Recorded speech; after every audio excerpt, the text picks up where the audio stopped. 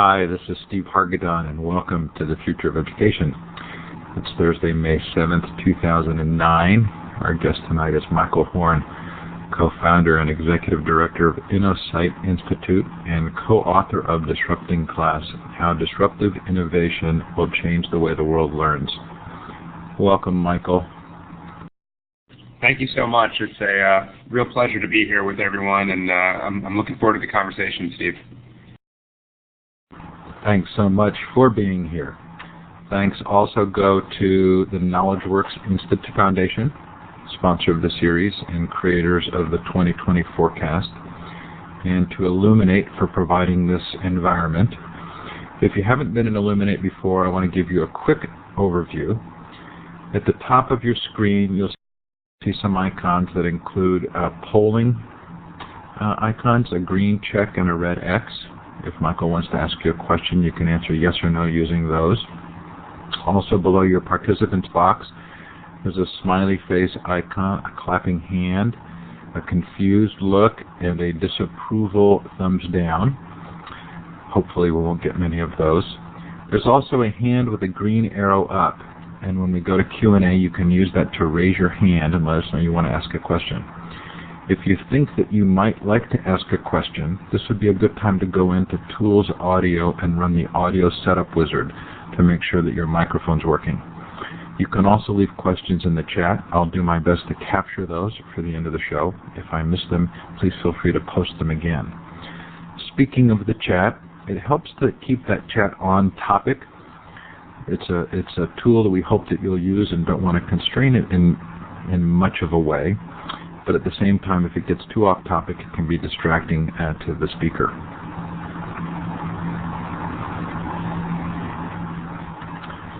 Okay, this is a map of the world.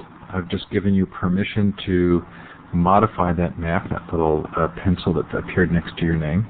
If you click on the wand with the red dot to the left of the map, and then click on the map where you're listening from, we can see where you're coming in from.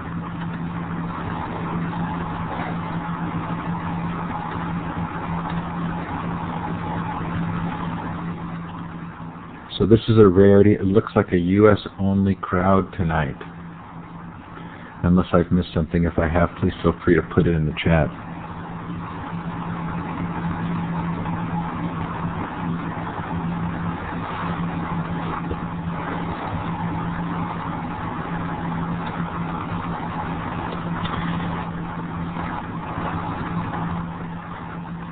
So, Michael, tell us a little bit about yourself and the history of your involvement with this book. That's a great question. It's interesting. My background out of Yale University for college, I went to work for David Gergen as his research assistant, where I was grounded in public policy and writing and all these great things. And after a few years of that, I went to the Harvard Business School with the intention of running away from public policy and writing. And about a year and a half in, I was taking this class by this professor, Clayton Christensen, about his theories of disruptive innovation and how to innovate and so forth. And I was just blown away by it. It just totally changed the way I saw really everything. And midway through the class, it's interesting, he said one day, I had this opportunity for someone to co-author a book with me about public education. I really need someone to help me push it across, really get this done. And I happened to be meeting with him that day about something totally unrelated, a paper I was writing for his class.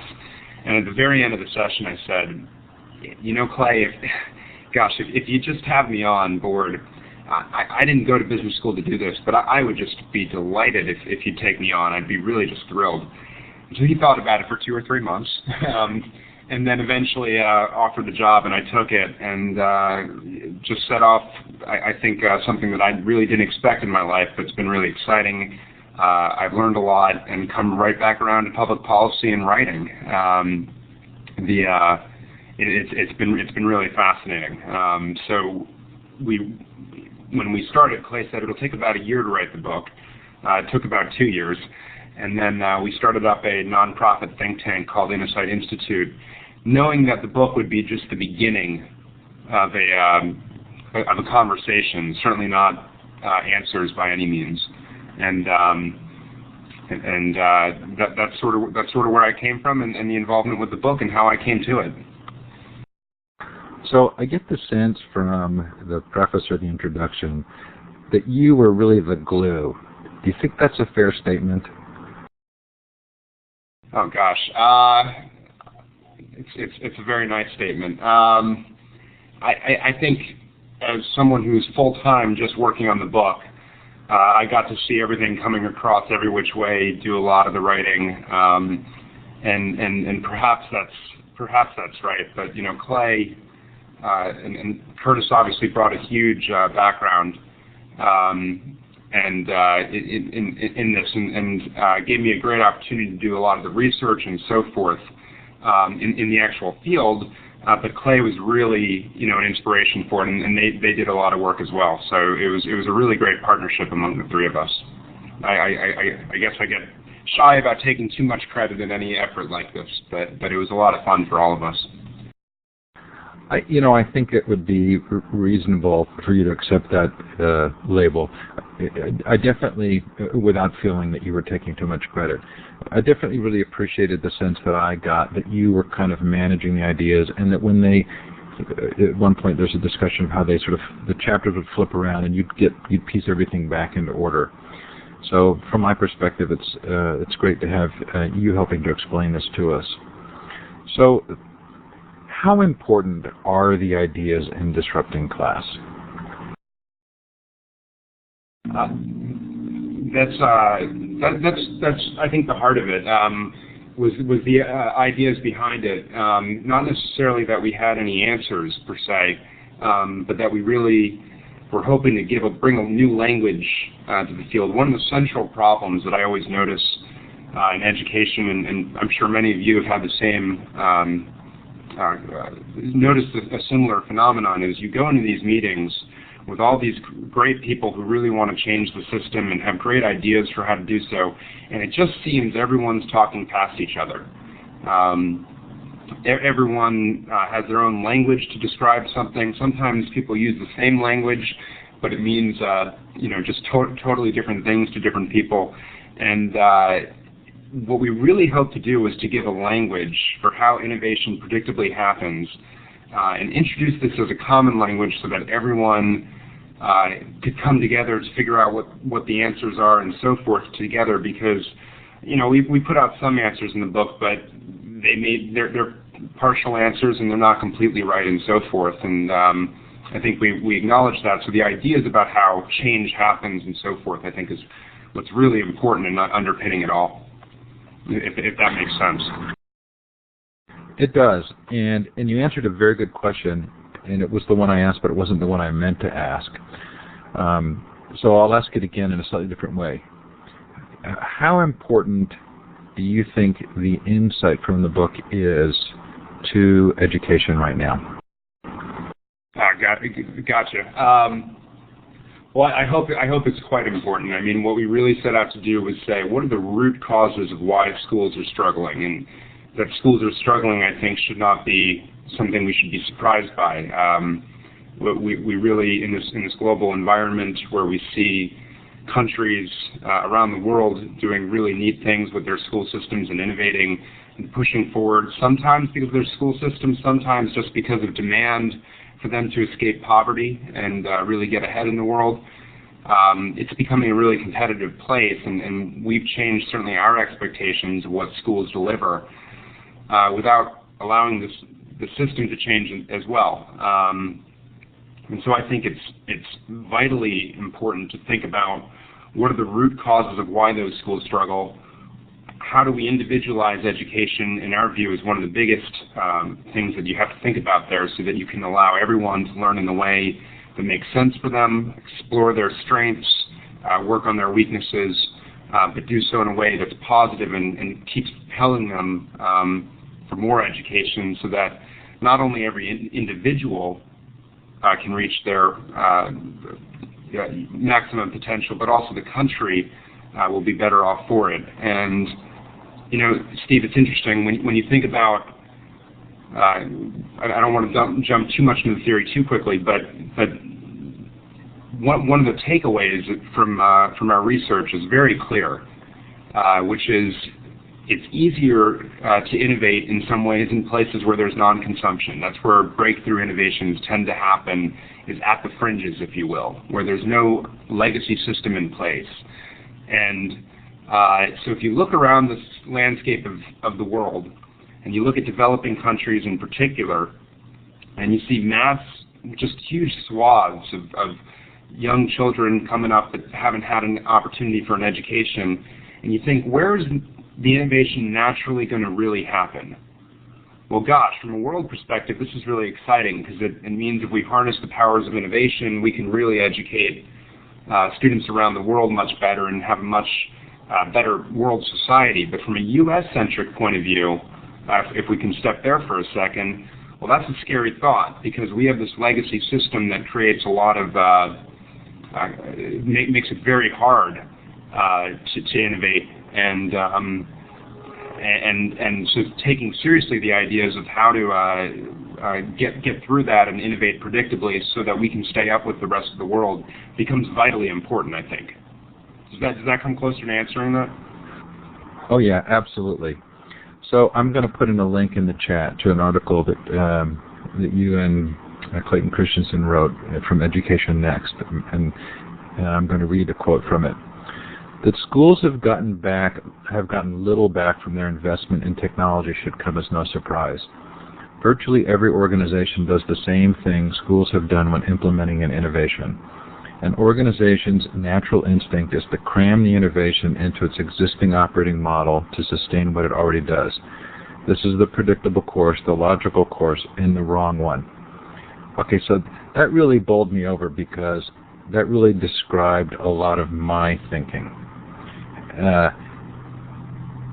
How are people responding to this message?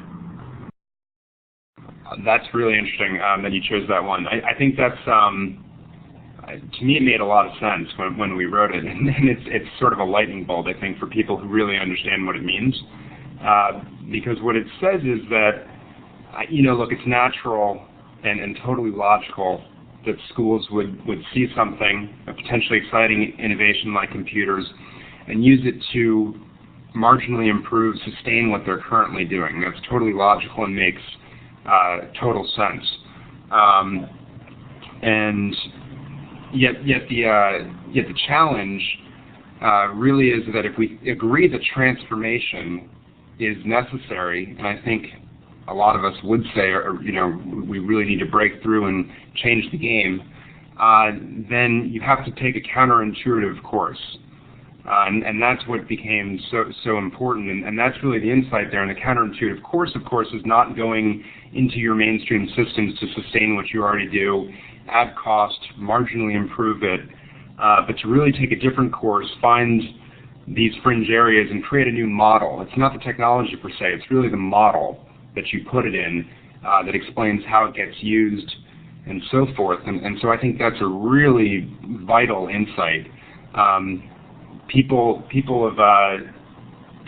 who are maybe just technology people might sort of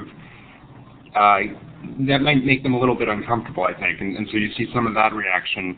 But I think people that think about, technology, this is actually a great thing for how technology can be really used in some exciting ways to really personalize the experience if we really change up a lot of our old assumptions going in. So I see a quote there right now that I think is great. It's about transforming the teaching and the learning, not about the technology. It's really about the transformation. I think that's right. So I think what's interesting about this is that a lot of us probably picked up Disrupting class, got to the graphs about disruption, and thought, does this really have anything to do with me or us? But I'm finding more and more that the message is resonating with me in terms of better understanding how I can really help if I believe there's a need for fundamental change. I think that's exactly the hope. It's interesting. just look at the Gates Foundation and their work in healthcare and education. In healthcare, they looked at the developing world, and there wasn't a system when they were doing a lot of their innovations, right? So they could actually make some very bold moves, not just do bed nets, but really look at vaccines and some really breakthrough things. And then they looked at education and said, well, we've got a great school system here. Let's see what we can do to just sort of marginally improve that. And they've had a lot more struggles in creating meaningful reform. What we're really trying to do here, and one of the core ideas is saying that's not how breakthrough innovations come about. And that's a very important message. It's a very tough message. People in the field of any field, they always focus on the most complicated problems in the areas where there's the most attention, and that's not what our theories of innovation tend to show works when you're really trying to transform something. Okay, so let's step back just for a second, and I wonder if you might not kind of describe for us, as is done in the book, the common reasons that people give for why schools aren't doing well. So into that first thing, what we thought we would do in the introduction in terms of the common explanations for why schools were not doing well, you'll often hear it's sort of a guns, germs, and steel approach, right, Steve? We basically said, gee, you tend to think maybe it's just the money. A lot of people say if we just threw more money at the problem, I bet that would solve it. And gosh, you just look at what we've done, doubled real spending in the last 30 years, and the results don't really show much of a change. So you say, maybe it's something more than just throwing money at the problem, and maybe that's just not it.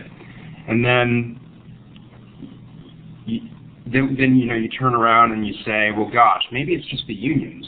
Maybe it's all their fault. We hear that explanation all the time, right? And you look around and you say, well, there's some school districts that aren't unionized really in the U.S., and they don't do as well as some school districts that are unionized. So maybe it's not really the unions per se. Maybe something else more fundamental is going on here. And that's what we really try to do, is peel back each of the layers of the onion and just say, maybe there's an anomaly here that leads us to believe, yeah, that's not unimportant, but it's not the whole enchilada, if you will. And then people say, well, it's the cumulative of all those things. And we sort of put those together, and no, it doesn't actually seem like all those things are working against us either, because some school systems still do better and have a lot of the same factors gnawing at them. And so it seems like, gosh, something else really is here. And it really comes down to, in many ways, a problem of innovation and a motivation problem. And I think if I were to go back, and I think we all feel this way, if we were to go back and rewrite the book, we'd spend a lot more time on this point about motivation, intrinsic versus extrinsic motivation being really the root cause of a lot of our problems, and prosperity in many ways being the enemy to change and success. And if you just look through the sweep of history with Japan, where just in the late 1970s, early 80s, everyone was saying, gosh, Japan's going to eat our lunch. Look at how many students are in science and engineering. Well, science and engineering at that time, studying it, was a great way to escape poverty for their students. It's a very one-to-one linkage. And then you turn around now, Japan reached really great prosperity in the late 80s, and the numbers of students studying science and engineering, those tough subjects that seem so vital to countries on the way up, has just gone down. Just gone down year over year. It's been very consistent. And now, of course, we look over and look at India and China. Here they come, and everyone is studying science and engineering, and oh my goodness. Well, again, for them now, having turned the industrial corner, it's a way for them to escape poverty. And so the extrinsic motivation is very high. For the most part, we don't have that in the U.S. because for the most part, and there's obviously exceptions, and this goes across not just prosperity or economic, but also cultural things. We don't have that extrinsic motivation to really push through no matter how boring the subject matter is. So it really seems like we got to teach these subjects or offer these learning opportunities in ways that are intrinsically motivating, and make it so that students really demand the education and are excited by it. It's something that really appeals to them in the way that they learn, with the motivations that they bring to the table in subject matters that excite them. And so you can access math through baseball, or you can access math the old way, but that's okay. Let's really appeal to students where they are and make learning fun. So I have to say, I thought that portion of the book was brilliant. Both the combination of looking at the specific reasons that we typically use for describing why we think schools aren't successful or aren't doing well.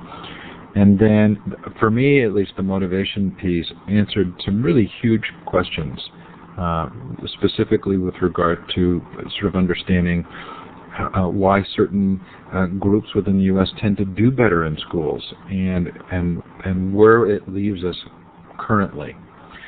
So if we accept that motivation piece as being really a fundamental problem, and that in fact we don't have the driving motivation that would allow for education to exist with and people to just accept it and be proactive on their own, it sounds like the first thing we have to take into account is the fact that students learn differently, and we need to address that. Is that the first point? That's exactly right, Steve. The first observation is something that we all intuitively know, right? If you have children and if you have two children and you just watch them playing with each other or learning or something like that, you definitely intuitively know that they learn differently from each other. Academics took a little bit longer to catch up to the game, and 25 years ago, 26 years ago, Howard Gardner came out with his theory of multiple intelligences to start to categorize this. And look, there's a lot of food fights right now in the academy over what's the right way to think about differences. Is it multiple intelligences, learning styles, aptitudes, motivations, talents? The schemes go on and on. I think it kind of misses the point, and we wanted to rise above that a little bit and just assert the basic idea that we learn differently, whether that's different paces, different ways of thinking about the world, and so forth. And some of this may even be day to day, but we learn differently. And so if we learn differently, introducing a subject in a monolithic way is not going to be terribly motivating. It's not going to grab someone's attention, speak to them in the way that they think, and really suck them into a subject. And so understanding that and accepting that, and then thinking about, well, if everyone learns differently, maybe we ought to offer people different learning opportunities rather than shoving them through a monolithic system that won't reach them all. And I think that's really important and vital to helping solve that to make education intrinsically motivating, such that it excites someone and brings them into the topic. Okay, so then it seems to me that you go on to say that that there is a lot of reason to be optimistic, that we can do this. That schools have constantly improved, and they're going to improve. And then you give a description of technology that I think maybe would take most of us by surprise, because it wasn't computers. Do you recall how you defined it there? I think I know what you're referring to, which is our definition of technology is basically any process whereby you transform inputs into outputs. Is that the one that you're talking about? Correct. That's how we think about technology, and once you do that, it really opens up your mind to what a lot of this is accomplishing. It's really a process, and so I think it's a very different way of thinking about technology from just gadgets and so forth, but it's a very human and useful way of thinking about how technology actually affects all of our lives in very interesting ways, just beyond the computer and so forth. and what that might mean. Well, so what I heard you say was that technology is going to help this happen, but I also heard you say that technology is not necessarily just the computer in the classroom. That's exactly right. It's really rethinking the process as much as just simply shoving a piece of hardware into some place and letting it run. Really rethinking everything, and that's what we started to get into then, what a disruptive innovation is. And disruptive innovation is really an innovation that transforms a market or field by introducing simplicity, affordability, ease of use, convenience, things of that nature, where before the industry was characterized by products or services that were complicated, expensive, inaccessible, inconvenient, and it really transforms it, but it does so by planting itself at the fringes in areas of non-consumption. And the interesting thing is that disruptive innovation is basically made up of three parts. I don't know that we said this in the book, but the first part is that simplifying technology. And so Southwest Airlines, for example, is a disruptive innovation. Its simplifying technology wasn't necessarily new planes or anything, but it was a new process for turning around planes at the gate such that they could get them out faster. And Toyota had a new process at its heart. And that was the simplifying technology, if you will.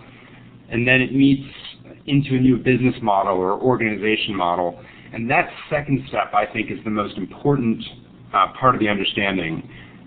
When you think about online banking, for example, online banking can either be disruptive or and transformative, or it can sustain what we're already doing.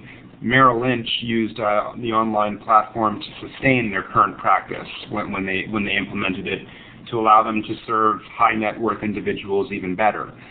Charles Schwab used online platform in a totally different way, totally new business model, such that they could serve many people who before did not have access to the stock market and so forth. ING has used online banking in a very disruptive way. For many banks, it's been used to transform. So the technology by itself is not inherently disruptive or not. It's potentially so. And then it's really the key of sticking in a new model that really changes the process, changes the value proposition, changes the priorities, and allows it to run in a whole new way to transform an industry.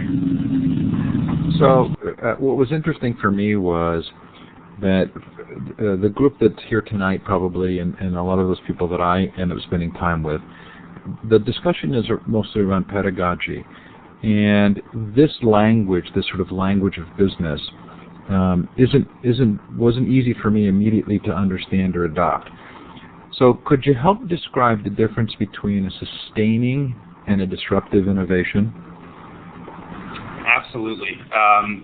It's a good question, and we really tried to make the book as simple as possible, so I hope we somewhat succeeded. But because there was such a different audience from Clayton's prior works, I think. So we really tried to explain it from the beginning. And a sustaining innovation is, in essence, an innovation that allows the current products or services, the current players offering those, to do what they're already doing better, to serve their best customers or users even better, and to oftentimes allow them to make more money doing so. So it sustains a trajectory of improvement, and they're often breakthrough innovations that really move the microprocessor forward several generations.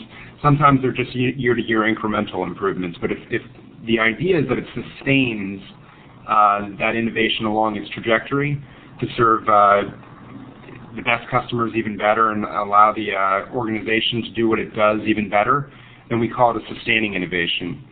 A disruptive innovation, and let's just be honest, it's a horrible name for it. It tends to imply breakthrough, or it has a whole bunch of connotations in the English language.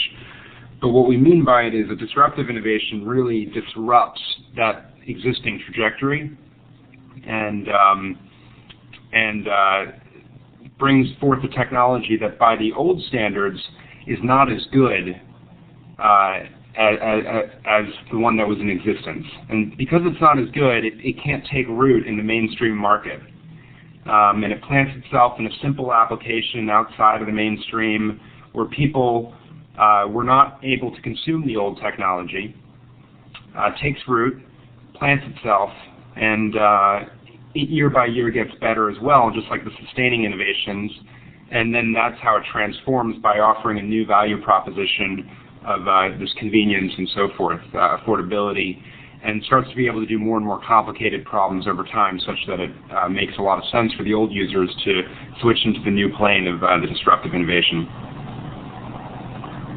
So I think maybe helpful for people. Go ahead.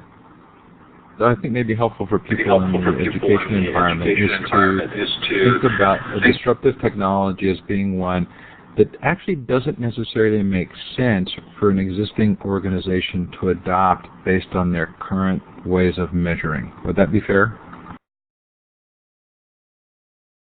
Yeah, that's exactly right. It's very counterintuitive for incumbents to offer disruptive innovation because to them it appears not as good. To them it's not going to serve the people that they best serve. And so it's very counterintuitive for them to go after it. And it's one of the big principles of a disruptive innovation, which is this idea of asymmetric motivation. What feels good for the entrant organizations offering the disruptive innovation feels good for the existing organizations to move away from and not do. And so that's a very good characterization, I'd say. So one of the things that kind of intrigued me too is, and again, I sort of feel like I'm bridging two worlds, because I think a lot of the dialogue that you use is sort of business-related discussions, and I think a lot of us are used to thinking in terms of very sort of school-centric phrases.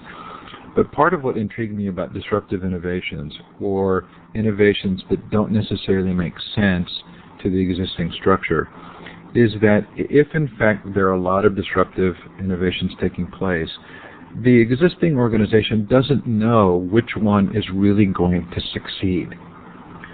And that sort of helps me to understand as well why an organization would have difficulty taking a disruptive innovation and actually beginning to apply it.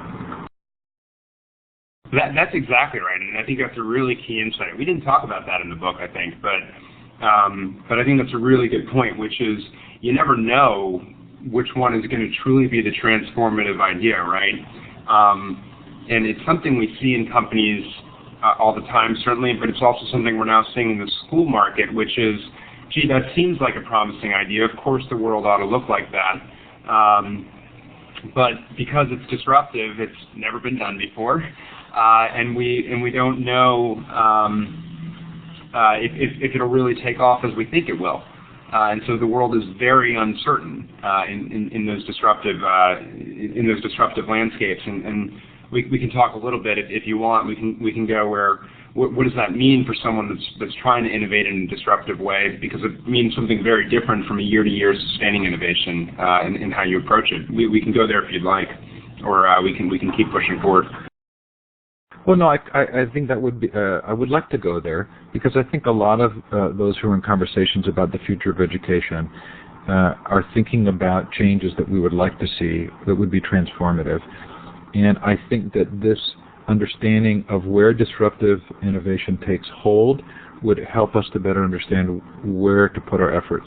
So what does disruptive innovation help us to think differently about with regard to change in schools?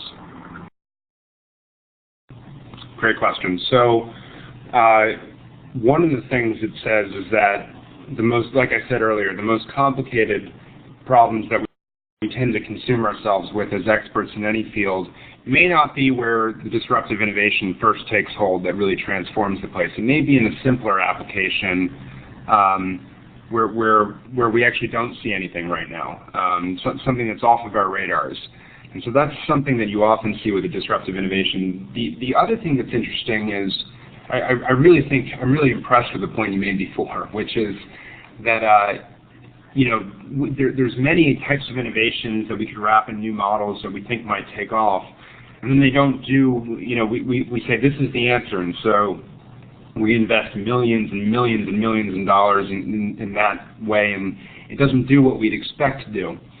And that's because when you're in a disruptive innovation world, again, you don't know what the future is going to look like. We wrote a book, we made some predictions, we said how we would love to see some things unfold, but really we don't know what it's going to look like in 10, 15 years. That's the only thing we can predict for certain is that whatever I tell you, my vision of what this will look like is probably wrong. So a much, I think, sounder approach to innovating in that sort of a circumstance is to say, okay, what would a positive outcome look like? And once we've sort of said this is something that we'd be excited about, then get in there and say, what are all of our assumptions underlying that outcome? What are we assuming has to be true for this to come around the way we think it will? And literally brainstorming activity. Throw out all the assumptions there. People will be surprised, I think, about the number of implicit assumptions we make about why something will work or why students will gravitate towards something and so forth. And they may be right about some of them, but they may be wrong about others that are critically important. And if we knew we were wrong about them, we'd say, well, gee, the end state has no chance of coming about. And so what we like to say is get those assumptions out there, figure out which ones are the most important ones. In other words, the ones that if you were wrong about, it would just shuttle the project tomorrow. And figure out really quick, easy ways to test them. And test those propositions and really have a good portfolio of innovation as a result, where you're just testing lots of assumptions. And as things start to be true or false, you're starting to tack back and forth to find the right path forward, to really figure out where the transformation will go, and if the transformation will do actually what you think it should do. And that's critically important. It's a very different mindset from how we normally think about innovating. And it's a very different mindset from certain innovations, sustaining innovations, where we know how the world works. We know what the basic principles are, and therefore we can focus on the outcomes because we know that our assumptions are basically true. We've seen it over and over again. So it's a very different flip in mindset, and should be less capital intensive in the short run. And then once we really figure something out that works, then then blow it up and really ride it. So I'm curious to get a response from in the chat as well to this. But one of the examples you use is Intel. And once they had the language of disruptive innovation, they were able to look at the kinds of innovation that were taking place in low-priced chips and develop the Celeron. But I wonder in education if that's presupposing that there is a desire to innovate. In public education, you're pretty much in a monopoly. And so I've wondered if, in fact, the description of, sort of looking for areas in which to incubate innovation doesn't work in public education because there isn't necessarily going to be a top-down desire to find those disruptive innovations. I think that's a really interesting insight. I'd be curious what people in the room think as well. But I think that's right. There's a lot of motivations and so forth throughout the system to not do those things. There's a lot of interests aligned against those, even finding things that might change the order. And I think that's really what you just summarized. It's also hard, I think, a lot of times to find a top-down innovation and disruptive innovation. It's almost an oxymoron, I think. It's hard to premeditate these things because we don't know what it'll look like, and it may be out of range of what we're concerned with and consumed with on a day-to-day basis, I think, a lot of times.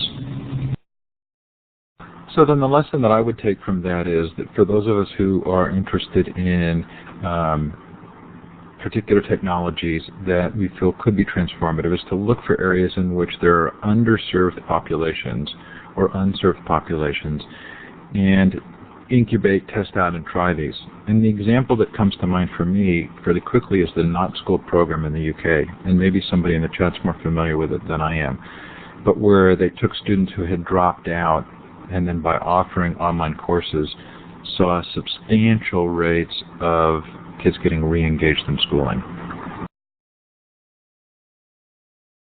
Yeah, I think that's a great example, Steve. And dropouts are a classic area where you can really experiment to see what works for whom. And there's no one there that's serving these kids right now, but they certainly need something.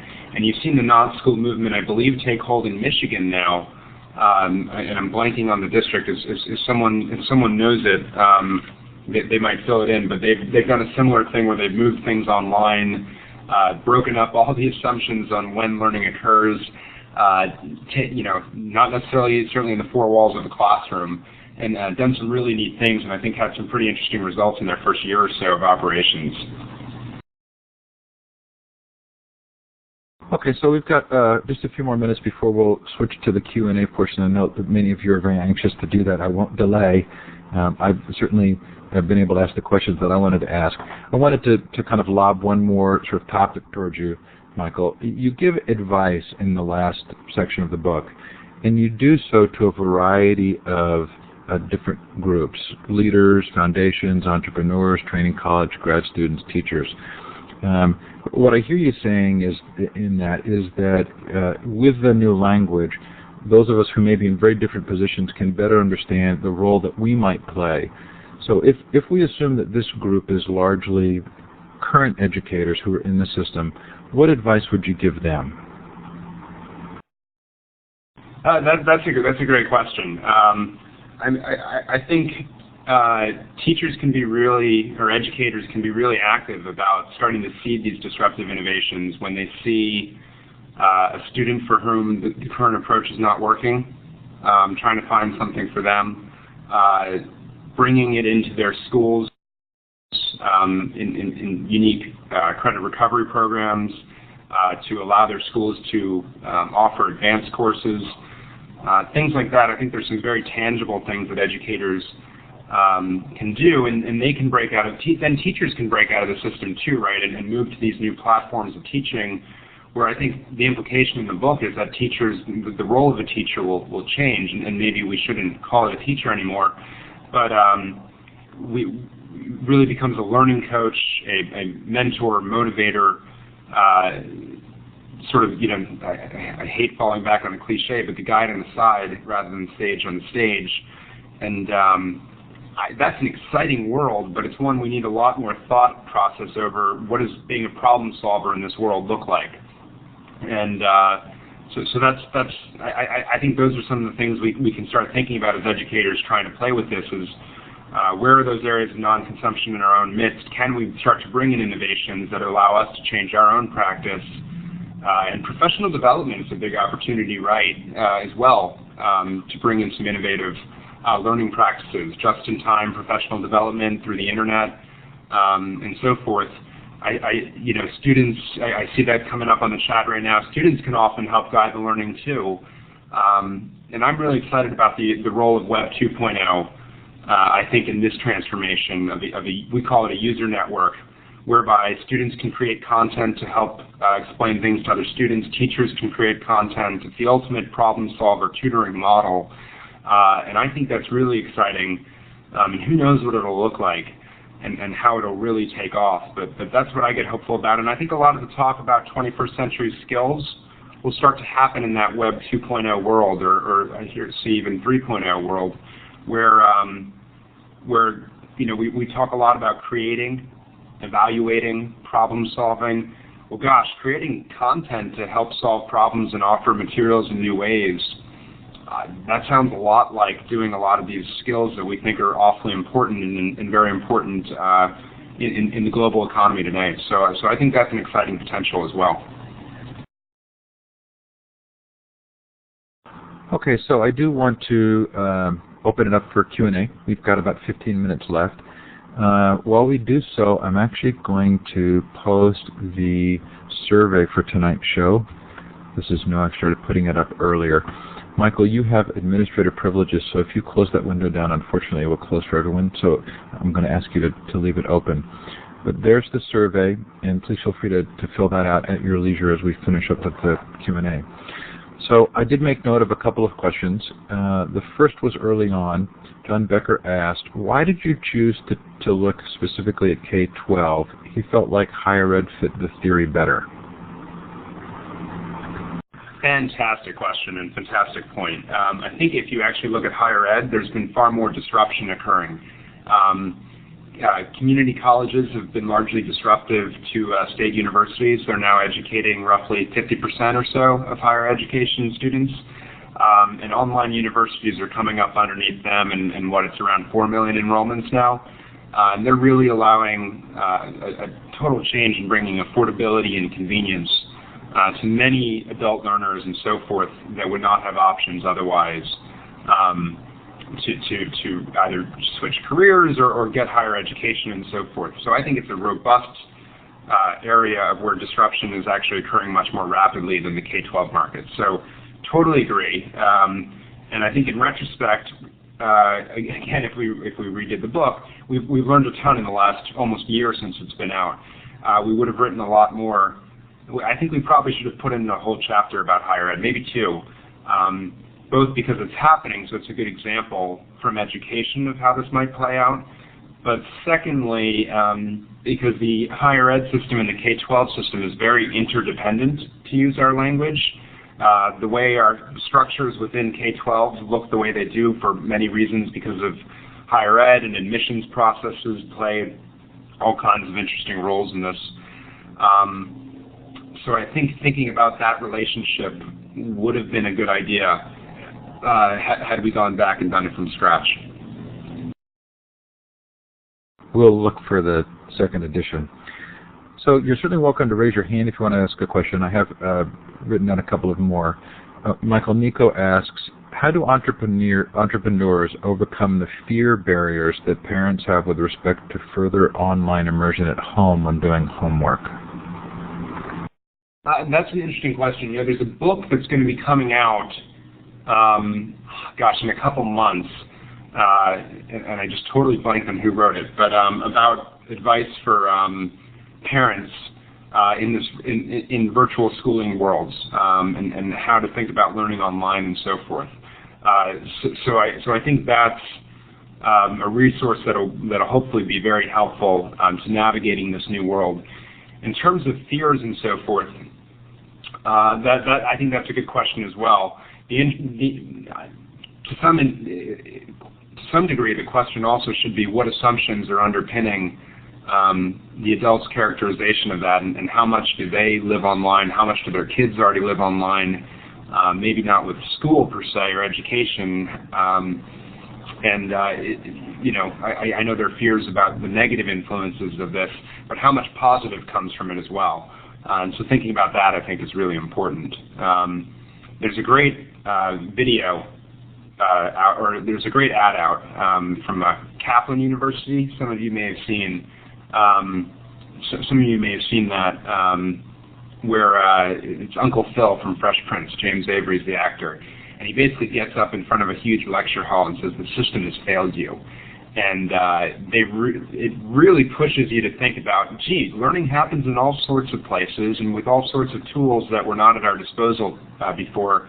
And I think Susan Patrick had a great quote at the beginning that you posted at the beginning, Steve, of your chat session with her a couple weeks ago, I guess, where she said one of the biggest barriers is our old assumptions and our memories of how school works. So I think getting beyond that and maybe showing some of these videos and really asking what are your assumptions when you say that would go a long way toward changing that. Okay, we're going to let Seth ask his question. Seth, I'm going to give you the mic. To turn your mic on, you click on the audio mic button in that box. Give it a try. Okay, can you hear me? Hello, can you hear me? You're good. Okay, thank you. My school district, Minneapolis Public Schools, is entertaining the idea of self-governing schools, and they're talking about being open to a lot of new ideas.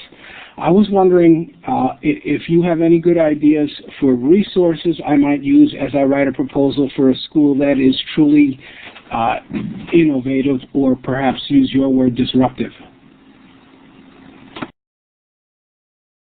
That's an interesting question. So some of the resources that are out there, there are a lot of great resources that are just burgeoning. I'd encourage you to go to the now it's the iNACOL website, NACOL, that gives a lot of links to some of the great things that are out there. There's a lot of great free resources. We've written a little bit about that on my blog at either InnosightInstitute.org or DisruptingClass.com about some of the free education resources out there. I think there's some really cool companies coming up like K12 Inc. that offer really top-notch curriculum that I'd check out as well. And then I'll give you one other tip. There's this program called that's starting to get some traction called Guaranteach, Guaranteach. I guess Steve can throw it on there, or I'll type it in. Guaranteach is a company that's starting out by just offering tutoring tools. They basically offer 10 different videos for each concept in math, shown in very different learning styles, very different ways. So if a child in your school is struggling with the concept, they just go on, say I'm on page 153 of whatever textbook, and then video comes down, starts to match to your learning style, and can offer it in a very different way, so you can start to understand the concept over time. It's pretty neat. So I'm interested, Michael, that one of the things that seems to be happening is that a group that educators have typically looked to as potentially not a great influence in education, the vendors, become more and more a force for positive in a disruptive innovation. Let me make sure I understand the question. The existing vendors is in the big three textbook companies, or vendors at large and private companies and so forth? I was thinking of vendors in general. Okay, yeah, that's great. So I think vendors can be hugely helpful in supplying totally new curriculum, new ideas, outside the box thinking. They're really chasing new opportunities. So I think they can be hugely helpful if used correctly. One thing an idea that I heard just a couple weeks ago, I was up in Vancouver speaking to the Virtual School Society there. And the head of it said to me, some program I had named to him, I can't remember what it was. He said, that sounds great. I'd love to use it on a usage basis. I said, what do you mean? He said, I'd love to I don't want to pay a flat fee, for them to deliver a whole bunch of just stuff for me. I really want to be able to pay based on whether my students and teachers use it. Does it help them learn?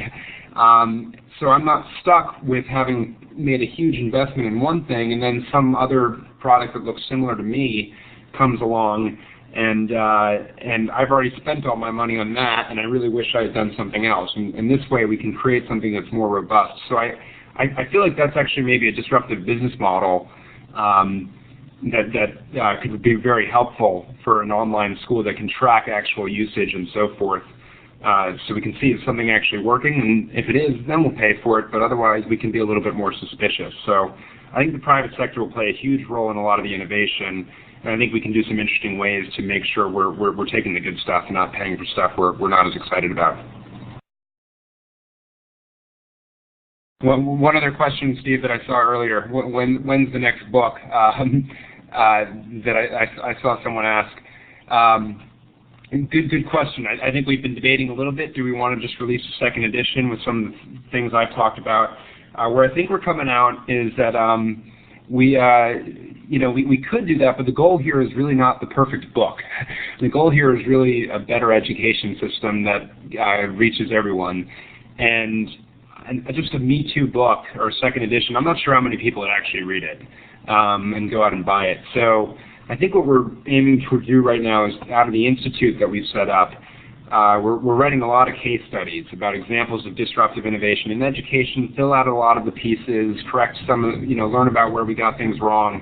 And maybe in 3 years or so, we'd put out a field book that gives a little bit more of the how. Because our book, I love it. It doesn't answer the how questions in many respects. So if we gave a lot of different stories from different circumstances and so forth, I think that could be pretty exciting. So that's one thing we're looking at. The other book we're looking at potentially is based on our Jobs to be Done theory. I don't know if I have time to explain that right now, but Clay and I are extremely excited about this project.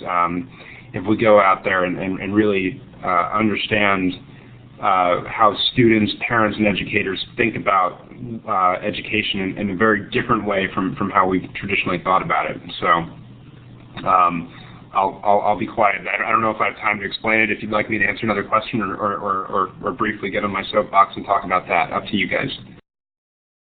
Let's go ahead and let Roberto ask his question since he's been waiting patiently. Michael, you'll just have to promise that you'll come back next year and we can ask you questions about it. Roberto, I've given you the mic. What you need to do is to click on the mic button in the audio box to turn your mic on. Okay, hold a second. Can you hear me? Michael, we can hear you. I have a... No, you just clicked your mic button off. You started, Roberto, and we lost you. Okay, I'm sorry. I went to the Grand Teach that you mentioned, the idea of the videos, and I'm still seeing that as different but yet the same. So I have a hard time seeing the innovation of presenting information in multiple different ways, but yet still presenting information. It's almost like a different kind of stage and stage. Is different modalities, but still same style. And I was wondering if you have an idea of other ways of learning rather than teaching, because I don't like the idea of always teaching. Other ways of learning that yet there are to come. Great question, Roberto. I think you're onto something here. I think exploring much more robust environments just beyond videos will be a longer-term place to go. And I think we already are seeing some people go there. Guaranteed to me is sort of like a 1.5 platform right now. And in the book, we tried to stay away from using the word teaching and move to learning and stay away from words like instruction and things like that. So I think you're right on. There is a company out there that I've just come across called Dreambox Learning, and they do some neat things where it's much more game-based environments and so forth like that to explore things. Chris Dede out of Harvard Ed School is doing some very interesting work around virtual worlds and how you might learn in those that I think is very neat. He's got a very cool game where there's an epidemic that sweeps through the town, which now actually seems more timely than it did perhaps when he first made it. And students have to literally, question around and figure out what's going on and solve for some of these problems. And I see that Chris is going to be coming up with an interview this month. He and I did a session in North Carolina a few weeks ago that was just the most fun session I've ever done. They're doing really neat things around these ideas and offering truly new learning opportunities. So I think you hit the nail on the head. I have no disagreements with you. Okay, so as hard as it is, let's finish there. Michael, many thanks to you. I'm clapping for you. You can clap for Michael by hitting the hand with the little red lines coming out of it. Thanks to KnowledgeWorks and to Illuminate. Thanks to you for coming tonight and participating. I do have Susan Patrick coming up, Michael Wesch, Chris Dede, John C. Brown, and David Thornburg. They should be great interviews. Michael, I feel like I've learned a lot tonight. I'm really appreciative of the time, and I hope that it was you felt it was a good investment on your part. Oh, well worth it, Steve, and I'd love to come back. I feel like I was just starting to get going with you there, so I'd love to come back and. One of the really helpful things for some people who don't know, Steve and I, we exchanged. I think when he reviewed the book, we had a few sessions commenting back and forth on each other's blogs, and we both penned some articles for Encyclopedia Britannica, some of the stuff that they were doing. So it's been a lot of fun. It's been a great conversation. I'd love to keep it up. Thank you so much. Michael, you're a gracious speaker, and we're really glad to have had you tonight. So thanks, everyone. Have a great night. Sure appreciate your being here.